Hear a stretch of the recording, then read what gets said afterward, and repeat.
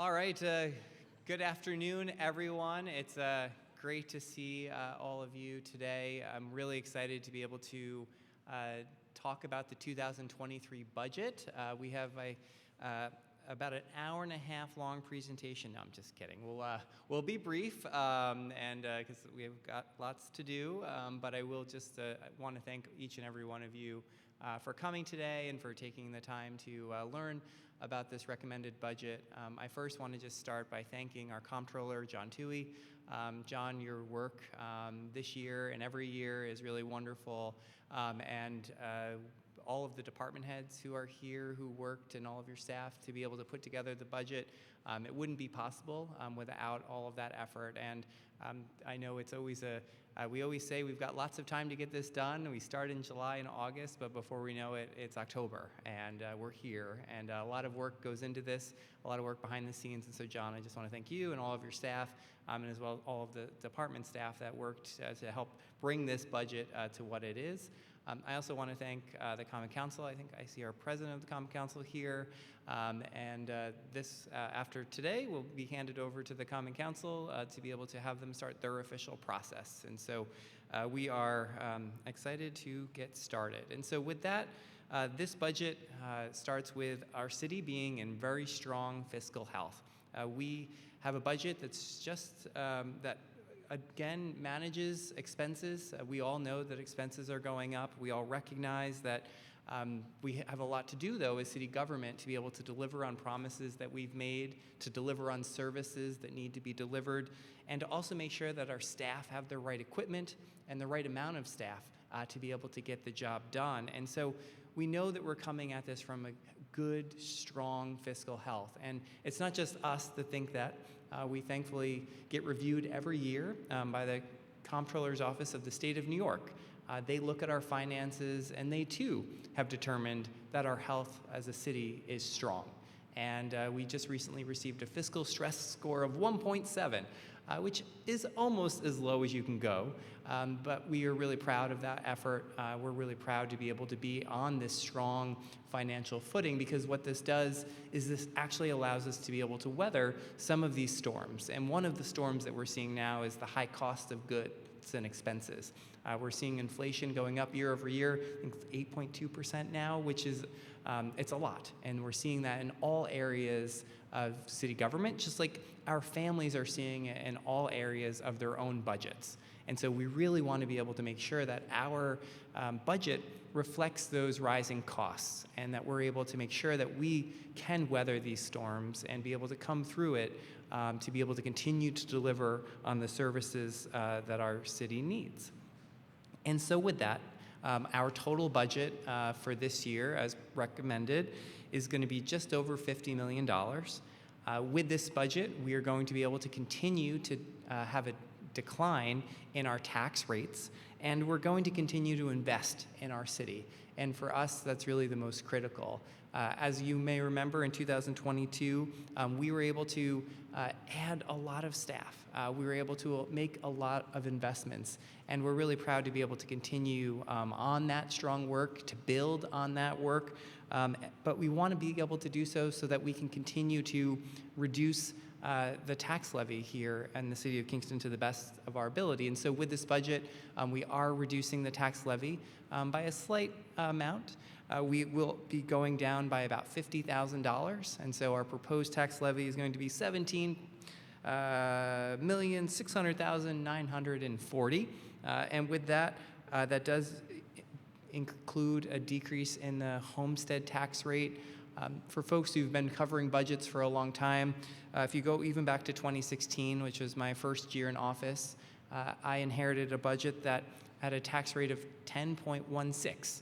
And so we're really proud that over the 7/almost 8 budgets now that we've been able to prepare, we've been able to really take that tax rate down, which is what really matters when it comes to residents having to pay their tax bill. We've also been able to do the same for our non-homestead, which is our commercial customers.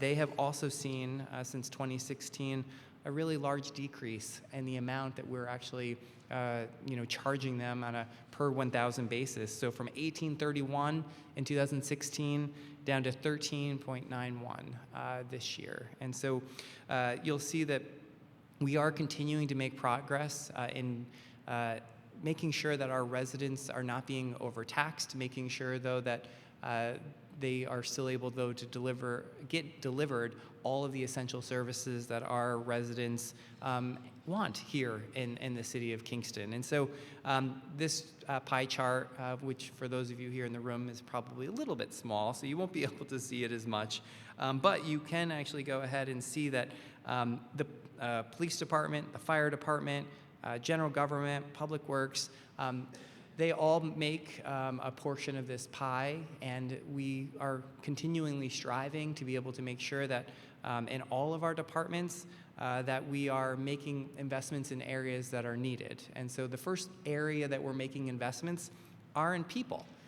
And so working in partnership with the Kingston Common Council over the last year, we've actually added positions in the middle of this year in a variety of different ways.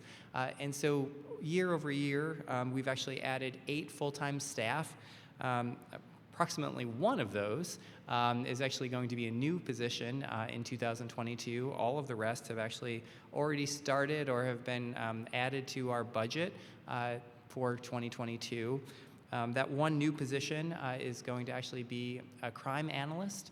We have a grant through New York State to be able to have a crime analyst. They've generally worked for local colleges and other places, and now we're actually going to be bringing that program in directly to the Kingston Police Department, and so we're really excited about that. But that is the one new position that we have here in the city budget.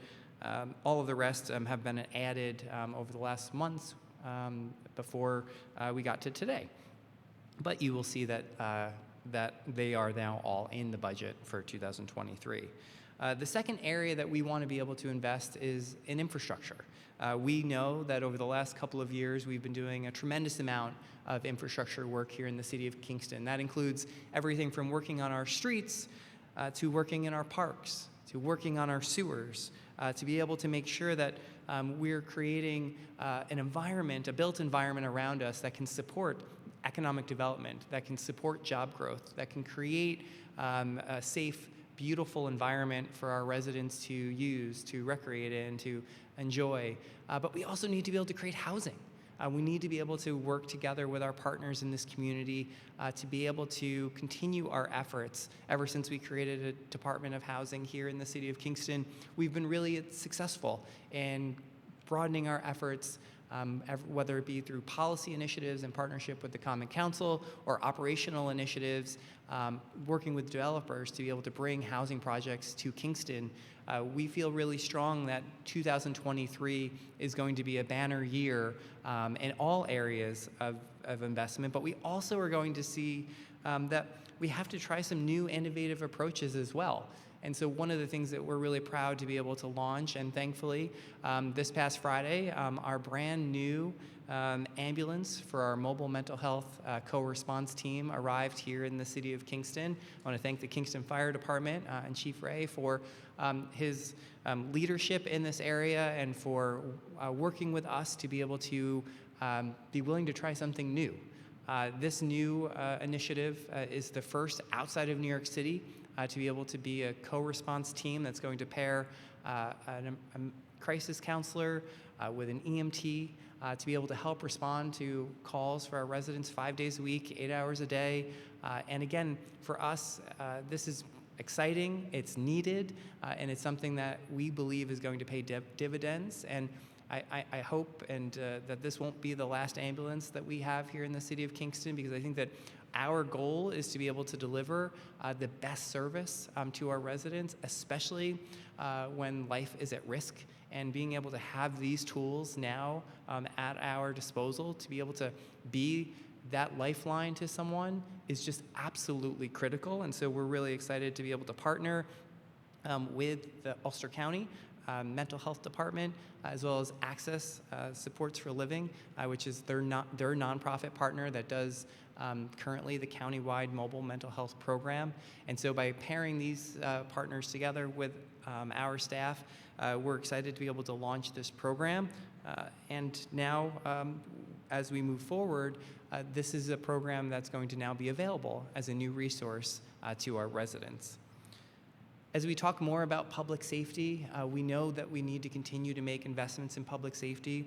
The men and women of law enforcement here in the city of Kingston have done a tremendous job reaching out into the community, and this budget will continue to support those efforts. And so whether it's the gun buyback programs or the new camera systems that we have had installed in our high crime areas here in the city of Kingston, we know that community policing is critical to getting out there, and so this budget also supports helping buy more police bicycles so that our staff can be out in the community and working directly with our community members to be able to be, neighbors. That's what we want to be here in the city of Kingston, and we want everybody to treat each other like neighbors, and we want to be able to be a part of that relationship.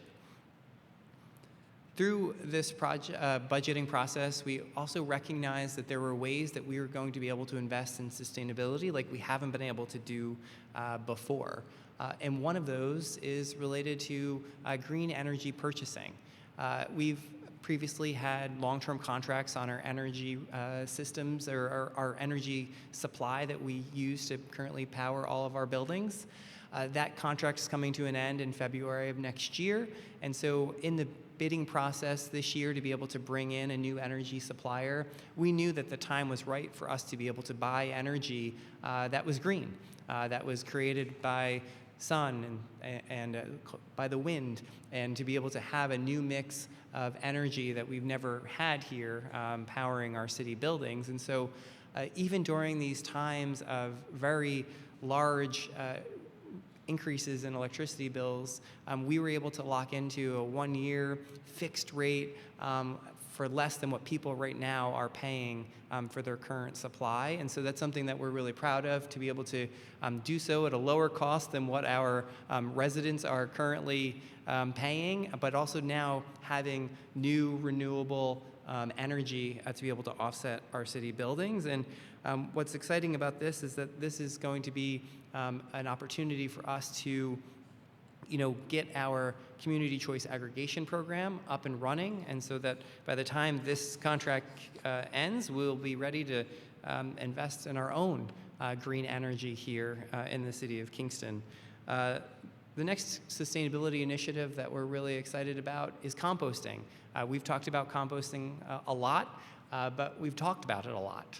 We actually haven't gotten it done yet, but 2023 is the year. And we're really excited to be able to partner with the Department of Public Works to be able to create a first phase of our new composting initiative. What this will mean to you all for year one is to be able to go ahead and make sure that we have drop-off locations at 12 different sites across the city and at our Kingston transfer station, where residents will be able to bring their compost, drop it off in these buckets, and then be able to have us pick them up. Same thing goes for commercial users. They'll be able to bring their compost to our transfer station, and we'll be able to accept that. What this means for us is that this is going to save us money. And so even in year one, getting this whole entire program up and running is still going to be cost neutral for the budget for 2023, but yet we're going to save dozens and dozens and dozens and dozens of tons of trash from having to go all the way to central New York. Instead, we're going to be able to take this food waste out of the trash and turn it into something really positive. And as you'll see, we also have a year 2 and a year 3 already planned. We have an initiative set up so that in year 2, we're going to be able to have voluntary business curbside pickup for businesses here in the city of Kingston that would like to compost. We'll come to you with a bin, and we will be able to pick up your compost. And then in year 3, this voluntary service will then be offered to all residential customers and all business customers in the city of Kingston. And so that's really exciting for us. We're excited to get that program underway, and I want to thank the Department of Public Works for your willingness to partner and do this initiative with us. And Last but not least is the power of the sun. You may have recently heard about our brand new solar that we've placed on the Andy Murphy Neighborhood Center. It's now powering the entire building. And at a time when utility rates are skyrocketing and we have no control, this is the best way to be able to have control over our costs in the future, is to make our own energy. And so we're going to do so, at least that's what we're proposing anyway, is to be able to take what we've done at the Andy Murphy Center and roll it out to 4 more sites here in the city of Kingston in 2023. We've identified the Andretta Pool, the Roundout Neighborhood Center, the Kingston Point Beach Pavilion and Garage, as well as a piece of land at the Wilbur Avenue Sewer Complex.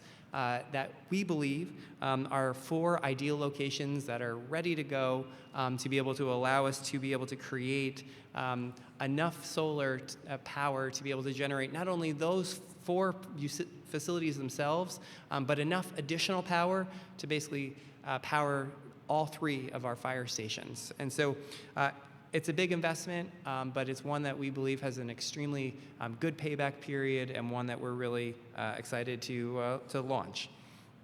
But we can't stop there, because we know that we also need the tools to be able to do what we do every day. And so we do have an ambitious capital plan that we've proposed this year. So whether it's work with the fire department and providing new vehicles, you'll see here is a picture of one of our engines. You may remember back in 2021, the Common Council authorized us to purchase a new Engine 3. That is currently under construction, or being built, I guess is maybe a better word. And we expect to have that truck delivered in May of 2023. And so we'll have then had Engine 1, Engine 2, and Engine 3 all replaced, and really will help us over the next decade be able to have reliable, responsible fire apparatus that are the most heavily used in the city, being able to respond to calls. We'll also be continuing to work on the replacement and investment in our police department, as we mentioned, whether it be through bicycles, through cameras, or through actual police vehicles. And we have had and continue now to order hybrid police vehicles. Our last 3 or 4 that we've purchased have all been hybrid, and these next round also will be hybrid vehicles, which saves us fuel, especially in times when fuel prices have risen substantially. You'll also see in the capital budget a large investment in the Department of Public Works, everything from large dump trucks to small dump trucks to 2 automated arm recycling and refuse packers. We've got equipment in the Department of Public Works that literally sometimes the floor just rusts away. And so it's far time now for us to be able to make these investments in our vehicles, because we really do have a tremendous group of hardworking staff that come every single day to do their jobs, but we also need to make sure that they have the tools to do this work. And so with that, we have a budget that it adds jobs, it decreases the tax rates for the 7th year in a row, we reduce the tax levy, we decrease both homestead and non-homestead tax rates. We have excellent fiscal health going into this year's budget process. We need to be able to make sure that we invest in infrastructure and equipment, and we need to continue to keep our sustainability work moving forward so that our city can be around for another 150 years.